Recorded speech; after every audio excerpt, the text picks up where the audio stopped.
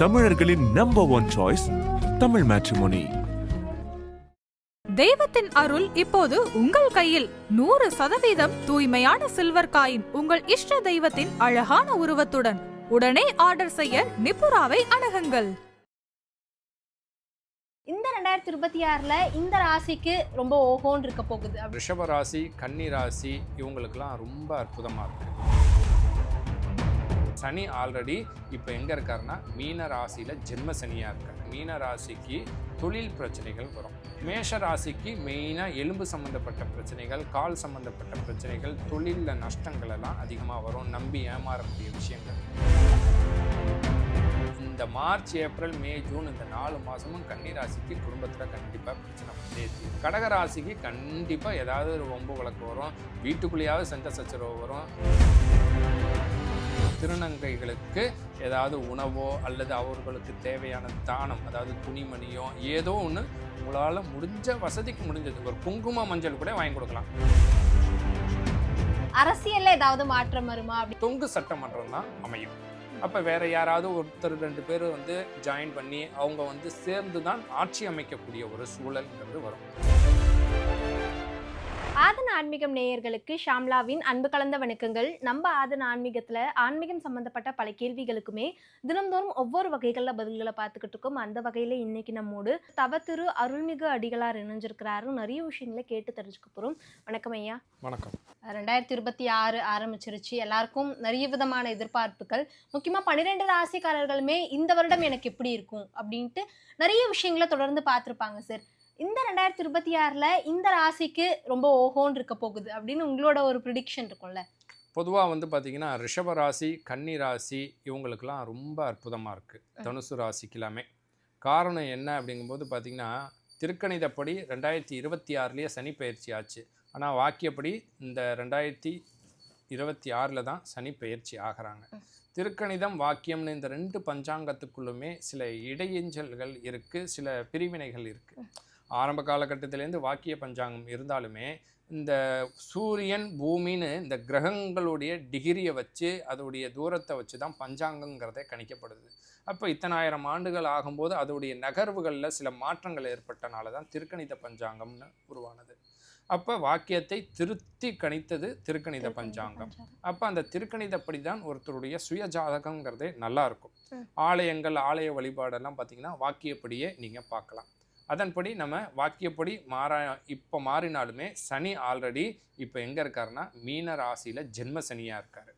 அப்போ ஜென்ம சனியாக இருக்கும்போது அப்படிங்கும்போது பார்த்திங்கன்னா மீன ராசிக்கு தொழில் பிரச்சனைகள் வரும்.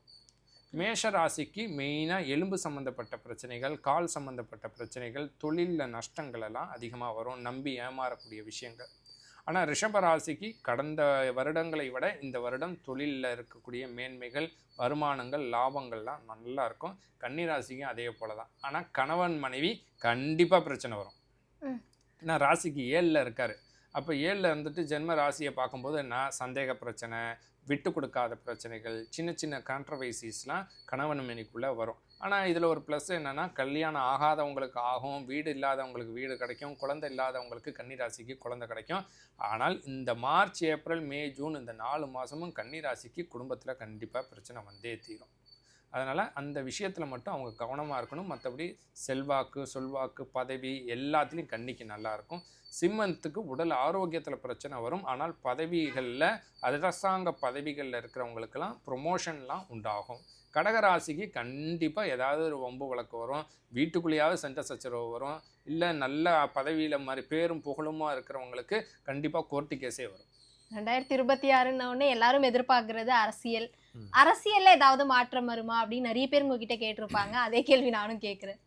பொதுவாக எப்படி ஒரு மனிதனுக்கு சுய ஜாதகமோ அதே போல் ஒரு மாநிலத்துக்கும் ஒரு மாகாணத்துக்கும் ஒரு நாட்டுக்குன்னு அந்த கிரகங்களை வச்சு ஜாதகங்கள் அப்படிங்கிறது மாறும். அதாவது அரசு எப்படி இருக்கும், அரசாங்கம் எப்படி இருக்குன்னு. பொதுவாக மக்கள் தீர்ப்பே மகேசன் தீர்ப்புன்னு ஒரு பழமொழி இருக்குது. இந்த மார்ச் சனி பயிற்சிக்கு அப்புறம் பார்த்திங்கன்னா சில மாறுதல்கள் வரும். அதாவது நினைத்த சீட்டு ஒன்று, இப்போ கவர்மெண்ட்டை ரன்னிங்கில் இருக்கக்கூடிய கவர்மெண்ட்டு ஒரு எண்ணிக்கையில் சீட்டு வச்சுருக்காங்கன்னா அந்த எண்ணிக்கையில் வரமாட்டாங்க. 1, 2 இந்த மாதிரியான ஒரு வித்தியாசத்தில் தான் அமையும். இல்லைன்னா தொங்கு சட்டமன்றம் தான் அமையும். அப்போ வேற யாராவது ஒருத்தர் 2 பேர் வந்து ஜாயின் பண்ணி அவங்க வந்து சேர்ந்து தான் ஆட்சி அமைக்கக்கூடிய ஒரு சூழல்ங்கிறது வரும். ஆனால் இன்னைக்கு இருக்கக்கூடிய கண்டிஷன் என்னன்னா, ஏற்கனவே இங்கே அரசாங்கம் நடத்தக்கூடியவர்களுக்கு தான் சாதகமாக இருக்கு. இப்போ சில பேர் வந்து நிறைய பரிகாரங்கள் பண்ணுவாங்க சார், அதுலயும் தான தர்மங்கள் பண்ணுங்க, அதுல நிறைய சக்தி இருக்குன்றத நம்ம கேள்விப்பட்டிருப்போம். இப்போ சில பேர் திருநங்கைகளுக்குமே வந்து உணவு தர்றதா இருக்கட்டும், துணிமணி எடுத்து தர்றதா இருக்கட்டும், அந்த மாதிரியான விஷயங்கள் பண்றாங்கல்ல சார், அது எந்த வகையில அவங்களுக்கு பலனுள்ளதா அமையும் சார்? இப்போ நீங்கள் திருநங்கைகள்னு சொல்லும்போது அவங்க எதில் சேர மாட்டாங்க? ஆண்லையும் சேர மாட்டாங்க, பெண்லையும் சேர மாட்டாங்க. அப்போ அர்த்தநாதீஸ்வரர்னு சொல்லுவாங்க.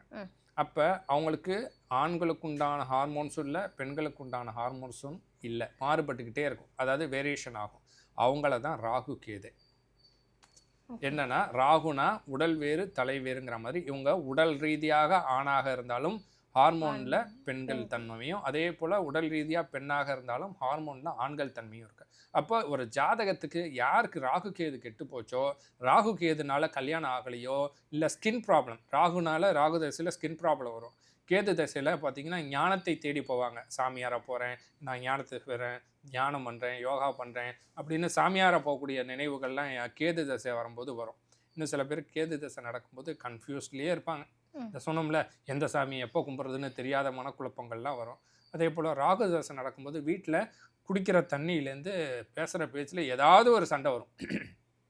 கணவன் மனைவிக்குள்ளே வீண் விரைய செலவுகள் வரும். இந்த மாதிரியான பிரச்சனைகள் இருக்கிறவங்க திருநங்கைகளுக்கு ஏதாவது உணவோ அல்லது அவர்களுக்கு தேவையான தானம், அதாவது துணிமணியோ ஏதோ ஒன்று உங்களால் முடிஞ்ச வசதிக்கு முடிஞ்சது, ஒரு குங்கும மஞ்சள் கூட வாங்கி கொடுக்கலாம். அதை அவங்க ஆத்மார்த்தமாக ஏற்றுக்கணும். நீங்கள் உங்களுடைய ஆத்மார்த்தமாக கொடுக்கும்போது இந்த ராகு கேதுனால வரக்கூடிய பிரச்சனைகள், குடும்பத்தில் ஏற்படக்கூடிய மன உளைச்சல், கனவு விரிசல்கள், விரைய செலவுகள்லாம் கண்டிப்பாக சரியாகும். இப்போ பக்தி மார்க்கம், இந்த பக்கம் ஞான மார்க்கம்னு ஒரு பெரிய காம்படிஷன் போகுதுன்னு கூட சொல்லலாம் சார். திரும்புகிற பக்கம் எல்லாம் வந்து நாங்கள் சைவம், நீங்கள் அசைவம். இப்போ அசைவத்தை சாப்பிட்டா நீங்கள் வந்து கடவுளை போய் அடைய முடியாது, சைவம் சாப்பிட்டா மட்டும்தான் அடைய முடியும்னு ஒரு கூற்றையே நம்ம தொடர்ந்து பார்த்துக்கிட்டு இருக்கோம். அதை பற்றி உங்களோட கருத்து என்னது சார்? பொதுவாக சைவம்ங்கிறது உணவை சார்ந்ததே கிடையாது.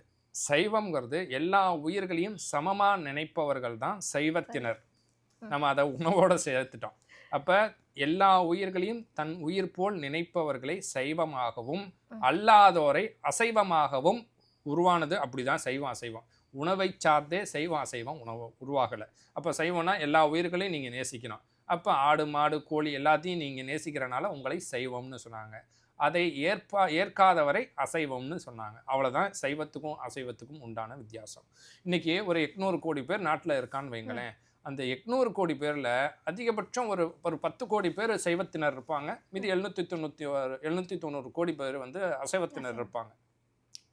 சைவம் அசைவமே குறிஞ்சி, முல்லை, மருதம், நொய்தல், பாலைன்னு 5 வகை நிலங்களில் வாழ்ந்த மக்களுடைய கலாச்சாரம், வாழ்வியல் முறையை சார்ந்து தான் இந்த உணவு முறைகளும் வந்ததே. இந்த அசைவம் சைவமே வந்தது. இப்போ ஆரம்ப காலகட்டத்தில் வந்து காடுகளில் இருந்தவங்க என்ன செஞ்சுருப்பாங்க? ஒன்று பழங்கள் காய்களை வந்து சமைச்சு சாப்பிட்ருப்பாங்க. வேட்டையாடி முயல், மான், இது மாதிரி காட்டு பன்றி, அதை ஆரம்ப காலகட்டத்தில் வேட்டையாடி சாப்பிட்டாங்க. இப்போ நம்ம முன்னோர்களுக்கு என்ன செய்வோம்? நம்ம என்ன சாப்பிட்டோமோ, அவங்களுக்கு என்ன பிடிச்சதோ அதை தானே வைப்போம். அதையோடைய தொன்று தொட்டு வந்தது தான் இந்த சைவ அசைவ உணவு முறைகளுமே. அப்போ கடல் சார்ந்து இருக்கிறவங்க என்ன செய்வாங்க? மீன், கடல் உயிரினங்களை தான் சாப்பிட்டாங்க. அப்போ அவங்க கும்பர சாமிக்கு என்ன வைப்பாங்க? நிலம் சார்ந்து இருக்கிறவங்க என்ன செஞ்சுருப்பாங்க? விவசாயம் சார்ந்து இருக்கிறவங்க நெல். இது இப்படி தான் வந்து மண் சார்ந்து கலாச்சாரம் சார்ந்து சைவ அசைவம் வந்ததே தவிர எந்த கடவுளும் சைவம் அசைவத்தை சொல்லவில்லை. இதில் உண்மை என்ன அப்படின்னா, ஜீவகாருண்ய ஒழுக்கம்ங்கிறது தான். ஒரு உயிரை துன்புறுத்தி வதைத்து முன்ன விருப்பம் இல்லாதவர்கள் சைவத்தினர், அதன் மீது விருப்பம் உள்ளவர்கள் அசைவத்தினர்.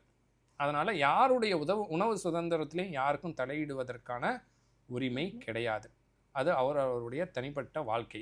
நீங்கள் ஒரு உயிரை நம்ம கொன்று சாப்பிட்றோன்னு உங்கள் மனம் கஷ்டப்பட்டுச்சுன்னா நீங்கள் சைவத்திலே இருங்க. அதுக்கு என்ன, எனக்காக படைச்சப்பட்டது தான், இது வந்து ஃபுட் சைக்கிள்னு நீங்கள் விரும்பினா அதை நீங்கள் சாப்பிடுங்க. அதுக்கும் இதற்கும் சம்பந்தம் இல்லை. இறை வழிபாட்டுக்கும் உணவிற்கும் சம்பந்தம் இல்லை. ஆனால் ஒரே ஒரு சம்பந்தம் இருக்குது. என்ன அப்படின்னா, நீங்கள் என்ன உணவை எடுத்துக்கிறீங்களோ அந்த குணம் தான் உங்களுக்கு வெளிப்படும். புரிஞ்சுதுங்களா? நீங்கள் சைவம் சாப்பிட்றவங்களையும் அசைவம் சாப்பிட்றவங்களையும் கூட்டிகிட்டு வாங்க. அவங்களுடைய குணாதிசயத்தையும் உங்களுடைய குணாதிசயத்தையும் நீங்கள் கம்பேர் பண்ணுங்கள். எக்ஸாம்பிளுக்கு ஒரு மிருகங்களே எடுப்போம். மானு சைவமா அசைவமா? சைவம். அதோடைய குணம் எப்படி இருக்குது? ரொம்ப தன்மையாக இருக்கும், யாருக்கையும் துன்புறுத்தாது. பசுமாடு என்ன சைவமா அசைவமா? சைவம். அதோடைய குணாதிசயம் எப்படி இருக்குது? சிங்கம் புலின்னு எடுத்துக்கோங்க, அதோடைய உணவு எப்படி? ஏன்னா அந்த உணவை சார்ந்து தான் உங்களுடைய உடல் உறுப்புகள் செயல்படும், உங்களுடைய ஹார்மோன் சேஞ்சஸ் ஆகும், உங்களுடைய எண்ணம், கோபம், பகை, விரக்தி இது எல்லாமே உணவு சார்ந்து வரும். அதனால தான் அந்த காலத்தில் என்ன செஞ்சாங்கன்னா, கோயில் சார்ந்து, யோகம் சார்ந்து, ஆன்மீகம் சார்ந்தவர்களுக்கு கோபம் வரக்கூடாது, பகை வரக்கூடாது, விரோதம் வரக்கூடாது, ஹார்மோன் சம்பந்தப்பட்ட பிரச்சனைகள் வரக்கூடாதுன்னு அவர்களை சைவத்தினராக அவர்களை பிரித்து கொண்டார்கள். இயல்பியல் வாழ்க்கை வாழ்கிறேன், நான் சாமி கும்பிட்றேன், விளக்கு போடுறேன், எனக்கு பிடிச்ச மாதிரி நான் இருக்கேங்கிறவங்க அசைவத்தினராகவே இருந்தாங்க. அது அவருடைய வாழ்வியல் கலாச்சாரத்தை பொறுத்து மாறிச்சு. அப்போ என்னை பொறுத்த வரைக்கும் எந்த உயிர்களையும் நான் துன்புறுத்தக்கூடாதுன்னு நினைக்கிறேன், நான் சைவத்தில் இருக்கேன். இன்னும் சொல்ல போனோம்னா பார்த்தீங்கன்னா, இன்றைக்கி அசைவம் சாப்பிடாதவங்க யாருமே கிடையாது. நீங்கள் ஒரு மாத்திரை சாப்பிட்றீங்க தலைவலிக்குதுன்னு, இந்த மாத்திரையில் சைவம் தான் இருக்கா? கிடையாது. நீங்கள் சர்க்கரை சாப்பிட்றீங்க, சர்க்கரை எப்படி தயார் பண்ணுறாங்கங்கிறது எல்லாத்துக்கும் தெரியுமில்ல. அப்போ நீங்கள் சாப்பிடக்கூடிய உணவுப் பொருட்களில் ஏதோ ஒரு விதத்தில் அசைவம்ங்கிறது ஒன்று இருக்குது. ஆனால் நான் மரஞ்செடி கொடிகளை சொல்ல மாட்டேன். ஏன்னா மரஞ்செடி கொடிகளை சில பேர் அசைவத்தோட தானே, நீங்கள் சைவங்கிறீங்க, அப்போ மரஞ்செடி கொடிகளையும் வெட்டி சாப்பிட்றீங்களேன்னு கேட்பாங்க. ஒன்று தான் என்னென்னா, வலி மனம் இது வேறுபடும். நீங்கள் வந்து ஒரு இலையை பிக்கிறீங்க, அந்த இலையை பிக்கும்போது அந்த மரத்துக்கு வலிக்குமானா வலிக்காது. ஏன்னா அதுக்கு உணர்வு கிடையாது, அதுக்கு ரத்தம் வராது, எலும்பு கிடையாது, சதை கிடையாது மரம் செடி கொடிகளுக்கு, இல்லைங்களா? ஆனால் மனுஷனுக்கு வலி இருக்கும், உணர்வு இருக்கும், ரத்தம், சதை, பிண்டம்னு இருக்கும். அசையும் பொருட்களும் அசையாத பொருட்கள்னு ஒன்று இருக்குது. நீங்கள் இடம் விட்டு இடம் நகர்ந்துக்கிட்டே இருக்கீங்க. அதனால் நீங்கள் அசையக்கூடிய மிருகங்களை தான் அசைவம், அசையாமல் ஒரே இடத்துல இருக்கிறதெல்லாம் சைவம் தான். அதனால் அது அவங்க உணவு சுதந்திரம், அதற்கும் இறை வழிபாட்டிற்கும் சம்பந்தம் இல்லை. ஆனால் ஞானத்திற்கும் அதற்கும் சம்பந்தம் உண்டு. ஞான மார்க்கத்துக்கு போகிறவங்க கண்டிப்பாக அசைவம் சாப்பிடக்கூடாது. ஏன்னா மனம் கட்டுப்படாது, மனம் அடங்காது.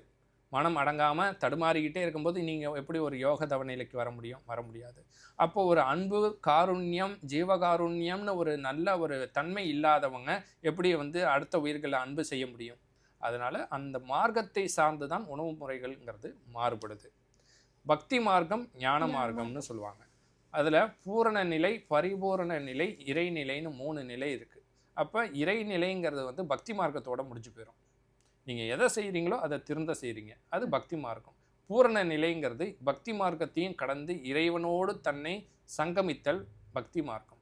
இறைவனாகவே மாறுதல் பரிபூரண நிலைன்னு சொல்லுவாங்க. ஒரு தாய்க்கு குழந்தைய வந்து இதுதான் அம்மானு சொல்லி கொடுக்கணுமா? ஆனால் அப்பா, அண்ணன் எல்லாம், அதுதான் பக்தி மார்க்கம். பக்தி மார்க்கத்திலிருந்து தான் ஞான மார்க்கம் போக முடியுமே தவிர, பக்தியை தொடாது, தாயை அறியாது ஞானத்தில் போக முடியாது. ஞான மார்க்கம் பிதா, பக்தி மார்க்கம் தாய். அதனால் பக்தி மார்க்கம் தான் ஞான மார்க்கத்திற்கு உங்களை கொண்டு செல்லும். அதனால் பக்தி மார்க்கத்தில் இருந்து தான் ஞான மார்க்கத்திற்கு வர முடியும். கண்டிப்பாக சார், நிறைய பயனுள்ள தகவல்கள், நிறைய பேருக்கு நிறைய விதமான கேள்விகள் இருந்திருக்கும். அது எல்லாத்துக்குமே இன்னைக்கு உங்களுடைய நேர்காணல் ரொம்பவே பயனுள்ளதாக அமைஞ்சிருக்கும்னு நினைக்கிறேன். மிக்க நன்றி சார். எல்லோருக்கும் மிக்க நன்றி. இந்த நிகழ்ச்சியை பார்க்குற எல்லாருக்கும் இறை அருளும் குரு அருளும் கிடைத்து வாழ்க்கையில் எல்லா வித நன்மைகளும் கிடைக்கட்டும் இறைவனுடைய பெருங்கருணையினால்.